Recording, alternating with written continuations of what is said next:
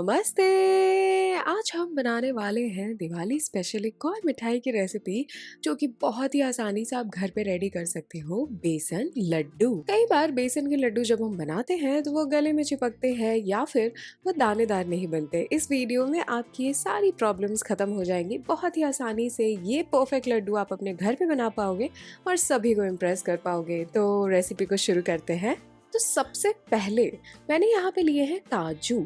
आप काजू की जगह ना बादाम का इस्तेमाल भी कर सकते हो और इसका हम बनाएंगे पाउडर। तो नॉर्मल सा पाउडर हमें बनाना है। आप कितना भी ट्राई करोगे तो ये थोड़ा सा दरदरा बनेगा, जो कि अच्छी बात है। हमें यही टेक्सचर चाहिए काजू के पाउडर का और हम इसे रख देंगे साइड, क्योंकि फिलहाल अभी हमें इसे यूज़ नहीं करना है। इसका इस्तेमाल हम थोड़ी देर बाद करने वाले हैं, तो उसके लिए ये प्रिपेयर करके आपको रखना पहले से ही ज़रूरी है। अब यहाँ पे मैंने ले लिया है एक पैन। आप चाहो तो पैन या कढ़ाई किसी भी चीज़ का इस्तेमाल कर सकते हो। अब पैन में मैंने ऐड करा है घी। घी को हम धीरे धीरे ऐड करेंगे। शुरू में आपको थोड़ा सा घी ऐड करना है और फिर उसके बाद धीरे धीरे करके हम सारा घी ऐड करेंगे। जो मात्रा मैंने बताई है ना, वो लेकिन एग्जैक्ट मात्रा है जो लास्ट तक मैंने इस्तेमाल करी है, जो आपको स्क्रीन पे दिख रही होगी। डिस्क्रिप्शन बॉक्स में भी सारी चीज़ों की मेजरमेंट मैंने दे दी है, लेकिन जो मेजरमेंट मैं यहाँ पे दे रही हूँ उसको ऐड हमें धीरे धीरे करना है। मतलब ये नहीं कि जितना भी मैंने लिखा है वो आप एक बारी में ही ऐड कर दो।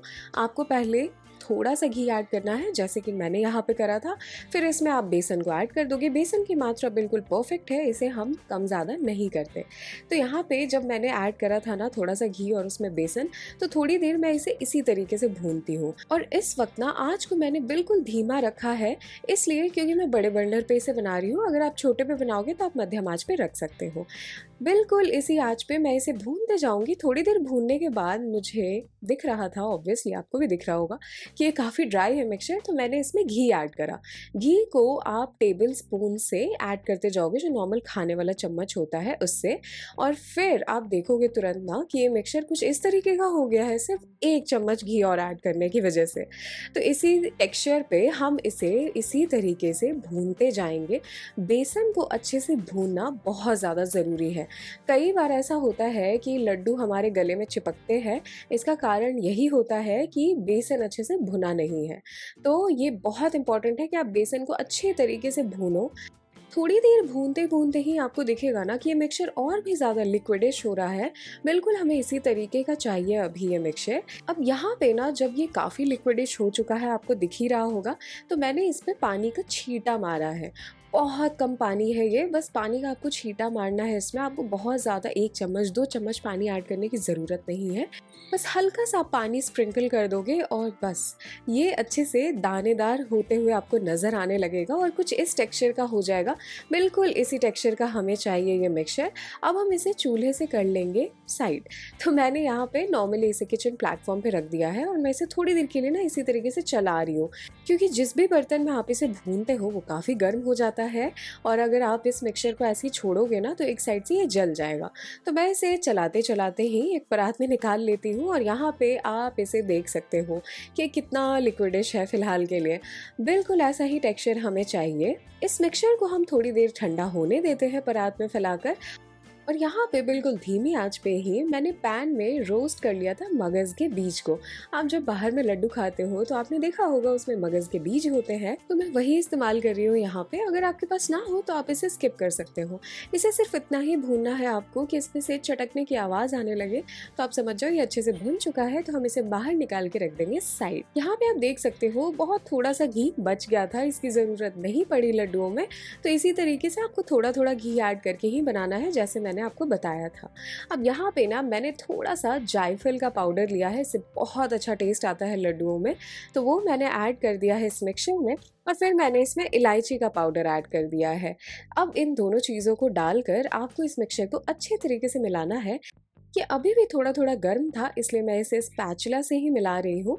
अच्छे तरीके से इसे मिक्स कर लोगे आप इलायची और जायफल डालकर।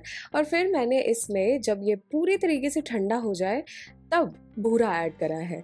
बूरा नॉर्मली आपको मार्केट में मिल जाता है, तो आप उसे ही खरीद के डालना। इससे परफेक्ट दानेदार टेक्सचर आएगा आपके लड्डुओं में। और फिर मैंने इसमें ऐड कर दिया है मगज़ के बीज। एक चीज़ का आपको बहुत ध्यान रखना है कि बूरे को या फिर चीनी को, जो भी आप इस्तेमाल कर रहे हो, उसको तभी ऐड करना है जब ये पूरा मिक्सचर बेसन का ठंडा हो जाए। गरम मिक्सचर में आप कभी भी मीठी चीज़ को नहीं ऐड करोगे। अच्छा हाँ, मैं एक चीज़ बता दूं कि यहाँ पे जो बूरा मैंने ऐड करा है ना, उसी में काजू का पाउडर मिक्स था, तो मैंने इन सारी चीज़ों को मिलाया है। आप ये मत सोचना कि अच्छा काजू का पाउडर तो इस्तेमाल ही नहीं हुआ। अब एक चीज़ बहुत इंपॉर्टेंट है कि कई बार जब हमें बूरा नहीं मिलता तो हम क्या करते हैं कि चीनी का पाउडर का इस्तेमाल करना शुरू कर देते हैं। अब उससे ना लड्डू तो बन जाएंगे, लेकिन उनमें दानेदार टेक्सचर नहीं आ पाएगा। उसके लिए आप एक काम कर सकते हो कि जो काजू का पाउडर है उसे थोड़ा और दरदरा रख सकते हो। अब यहाँ पे मैं तो बूरे का इस्तेमाल कर रही थी, तो मुझे कोई प्रॉब्लम नहीं हुई, लेकिन अगर आप चीनी के पाउडर का इस्तेमाल करना चाहते हो तो आपको काजू के पाउडर को थोड़ा दरदरा रखना है, ताकि आपके लड्डुओं में ना दानेदार टेक्सचर आ पाए। अदरवाइज होता ही है कि चीनी का पाउडर बहुत पतला होता है, बहुत फाइन होता है, तो ये दानेदार टेक्सचर कभी भी आपके लड्डू में प्रॉपर नहीं आ पाएगा।